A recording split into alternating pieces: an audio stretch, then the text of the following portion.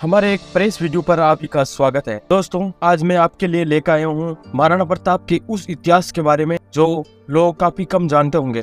दोस्तों, आपको बता दूं कि महाराणा प्रताप की मृत्यु कैसे हुई थी और कहाँ हुई थी और कब हुई थी और कौन सी जगह पर हुई थी, इसके बारे में इस वीडियो में मैं चर्चा करूंगा। तो आप हमारे साथ बने रहें। अगर हमारे चैनल पर नए हैं तो हमारे चैनल को जरूर सब्सक्राइब करें। तो दोस्तों, चलते हैं वीडियो की ओर। महाराणा प्रताप मेवाड़ के शासक महाराणा उदय सिंह के पुत्र थे। उदय सिंह राजपूतों के सिसोदिया वंश के शासक थे। महाराणा प्रताप अपने पिता की इच्छा के विरुद्ध मेवाड़ के शासक बने, जिन्होंने अपने पसंदीदा पुत्र जगमाल को अपना उत्तराधिकारी नियुक्त किया था। हालांकि मेवाड़ के वरिष्ठ लोगों ने फैसला किया कि प्रताप पहले बेटे और सही उत्तराधिकारी को राजा का ताज पहनाया जाना चाहिए। इसके अलावा महाराणा प्रताप को एक मजबूत चरित्र का व्यक्ति कहा जाता था।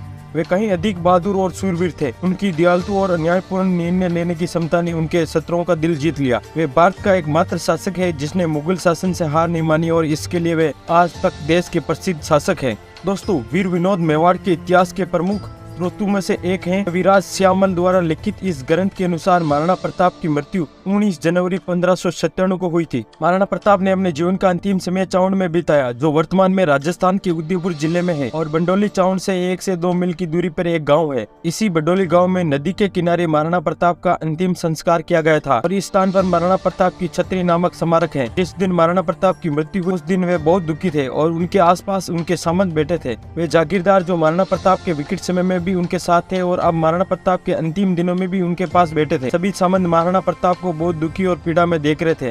तो उन सामंतों में एक स्लोम्बर का भी सामंत था। स्लोम्बर वर्तमान में राजस्थान के उदयपुर जिले में आता है और यहाँ के शासक चुंडाउत हुआ करते थे और मेवाड़ के शासकों में से एक महाराणा लाखा थे। उनके पुत्र चुंडा थे और चुंडा के वंशज चुंडाउत थे। महाराणा प्रताप की मृत्यु किस रोग से हुई, इस विषय पर प्रकाश डालने का स्रोत भूल से शेखाव रचित महाराणा यश प्रकाश है।